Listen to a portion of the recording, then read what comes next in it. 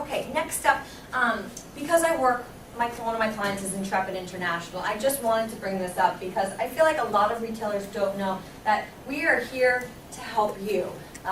So let's talk about training tools. Intrepid International offers these fantastic training tools where we take a lot of our brands and we actually create PowerPoint presentations for our retailers where they can learn more about the product. And then what we do is we incentivize you to learn more about the product. We create a little quiz. It's a 5-question quiz. If you get a 70% or above, we actually give you $80 credit to spend on the website. So you can get up to $1,600 to spend at Intrepid International, all for just learning more about the products so that you can sell the products better. So we want to help you as much as possible to learn more about the products so that you can sell more of them.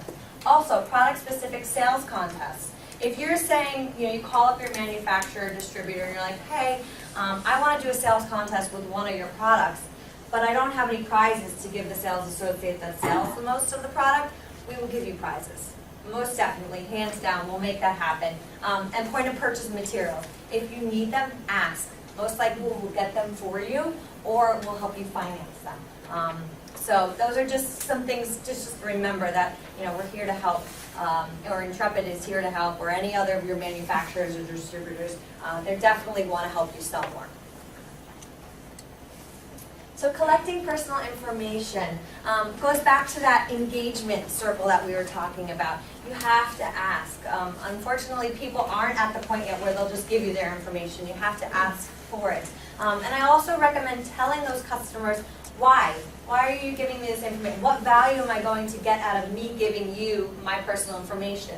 We'll say, we do newsletters, we do coupons, we do special invitations for you. So letting them know the value that they'll be receiving once they give you that information is a helpful way to get that information. And I love setting up an iPad kind of information kiosk. The reason being is because I used to do it by hand when I worked events.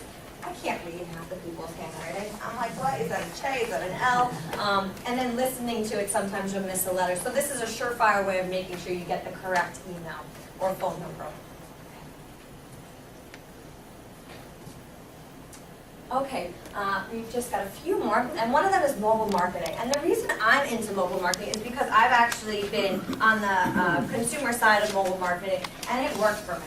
I mean, it's a great way to do reminder advertising if you have a store or if you have an e-commerce site.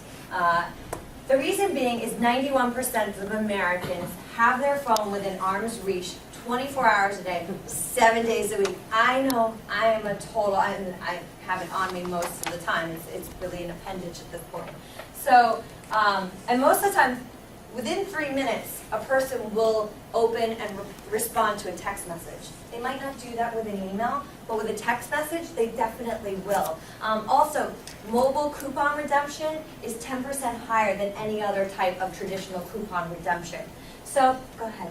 This is an application called Flock, and I really liked it. I did a lot of research for you, and I went through some different mobile applications, and this was the one I liked the most because it offers pretty cost-efficient pricing packages, $49.99 up to $69.99, and what it allows you to do is allows you to collect mobile numbers, and then you can actually create a database where you can send out reminder advertising, such as receive come to our store within the next week, receive 10% off of your purchase.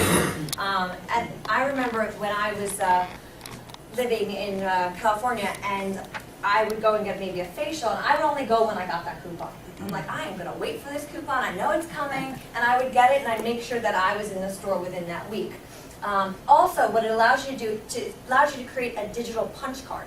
So people, every time they come into your store, you give them a little code, and then it creates a punch on their card. So it also creates a loyalty card for you, as well as a way to reminder advertising. Another thing I love is it has this dashboard on the back end.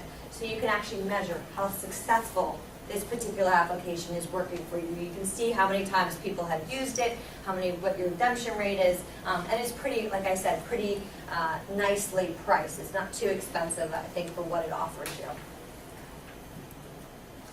Next up, we've got email marketing, and from those that took the survey prior to this presentation, you mentioned that this was probably the most successful marketing tactic that you've been utilizing. And I'm really happy to hear that. I think email marketing is a great way to reach out to your target audience. And once they give you that information, they want to be emailed. But what I do want to recommend, since it seems like you have a good grasp of how to email, how often to email, what I think it's important to do is, if you can, is to do some A/B testing. And what that is, it's just a little bit of research that helps your email subject lines become more effective. And basically what you do, I'm going to give you an example. If you have 200 contacts, you split that list in half, so you've got 100 and 100, and you split it in half one more time. So now you've got 50 and 50. You have 2 subject lines. And subject lines are the main reason people open or do not open an email. So what we're going to do is we're going to test one subject line, same body of copy in the email, that stays the same. But you're going to have 2 different subject lines, and you're going to send one subject line to 50 of them, and the other subject line to the other 50. So you've got subject line A, and you've got subject line B. You send it at the exact same time, wait a couple of days, see which one performed better, and then based on that information, you send the better performing subject line to the remaining 100 contacts. So it just allows you to do a little more research and figuring out which subject line performs better for you.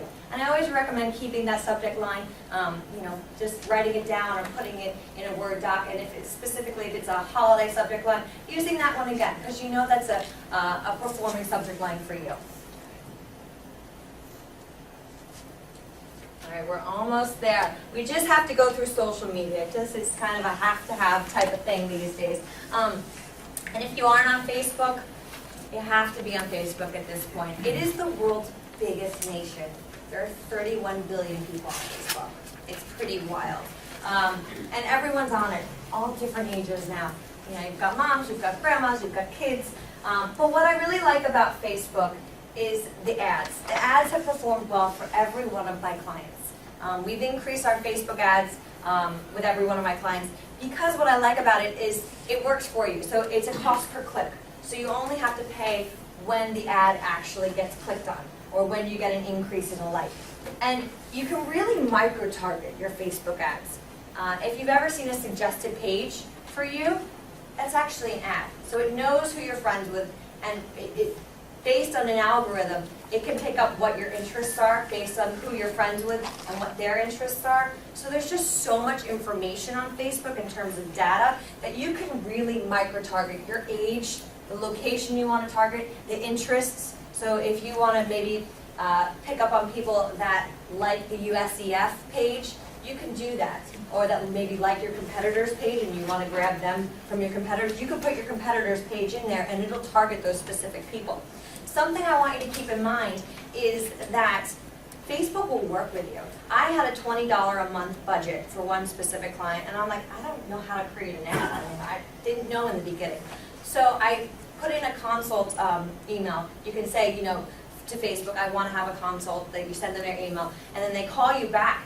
And she actually walked me through the entire process: how to create an ad, how to create an audience, and how to learn about the analytics on the back end.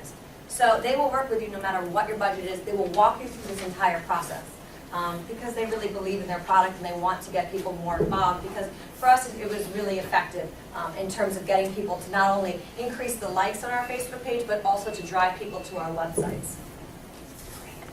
So if you're already good at Facebook and you're like, okay, been there, done that, got the t-shirt, what's next?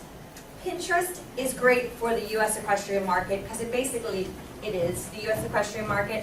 What you can do on Pinterest is really, showcase images together. So kind of must-haves for a horse show. You can put all of those items together. Or must-haves for the winter season, or must-have for the spring season. You can curate images and put them together on a board. Instagram is good for the younger audiences. A lot of younger audiences live there as well as Facebook. All right, so this is our final step. How did I do? And this is a really important step because this is where marketers kind of drop off. And like, okay, I know that, I know the first 4, I did some tactics. Now you want to actually measure what works. So let's say it's 6 months, 9 months, 12 months down the line, based on what your SMART goal is. Now it's time to reassess. And you want to reassess based on your key performance indicators. So let's go back to that 2K Gray example where we wanted to increase sales by 5% year to date. You're going to be looking at the sales numbers. Did they increase year to date 5%? So we've got a key performance in perhaps sales or conversions. Did they increase? Did they not increase? Perhaps your goal had to do with, with website hits. Did you increase the amount of website unique hits per month? Or did your social pages increase? Perhaps that was a goal. Another KPI is foot traffic. Perhaps you had an event where last year you had 25 people. This year you wanted your goal to be 50 people. Did you reach that goal? Or perhaps you had an email specific goal. Did you want to increase the amount of emails that were opened and actually clicked on a specific link within that email? So depending on your goal, you're going to want to make sure that you can measure it. And once you are 6 months, 9 months, 12 months down the line, you want to see, okay, did I reach that goal? If I did reach that goal, awesome, you did the job right. Remember those tactics, because you're going to want to use them again and again. You also want to increase your goal. You made that goal at 5%, let's increase it to 8%. But if you didn't reach that goal, that's when you look back and you're like, okay, what didn't work? Now it's time to trash those tactics that didn't work and reassess the situation. Perhaps even reassess your goals. And the last point I'd love you to take away is that marketing really does take time.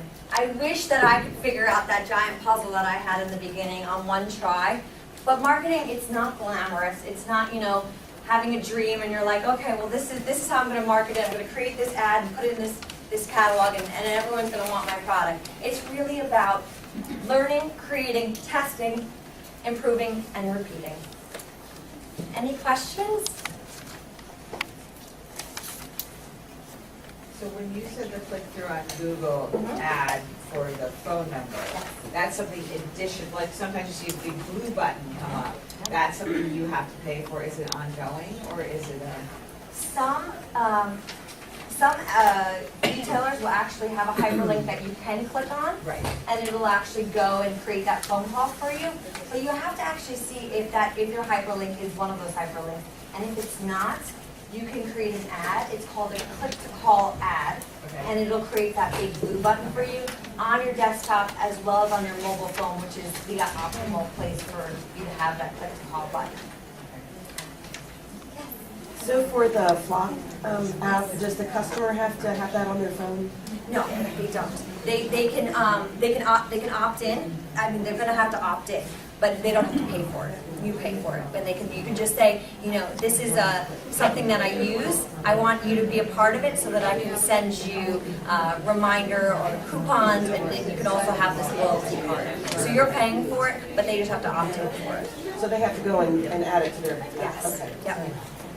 What is the cost to use the FLOC? So it's $49.99 for their basic package, which can go, I believe it's up to 500 phone numbers, and then the next level up is $69.99 per month. It's per month.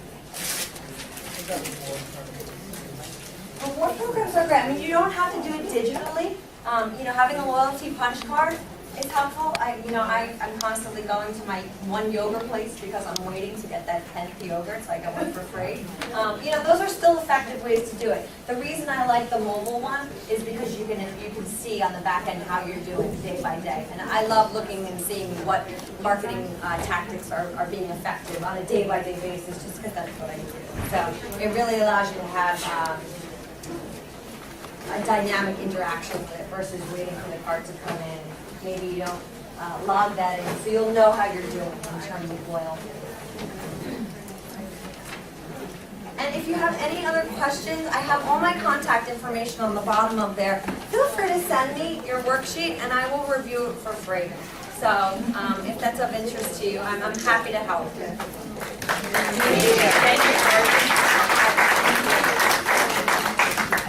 Have a wonderful show, Have a great show, everyone. everybody. Thank you.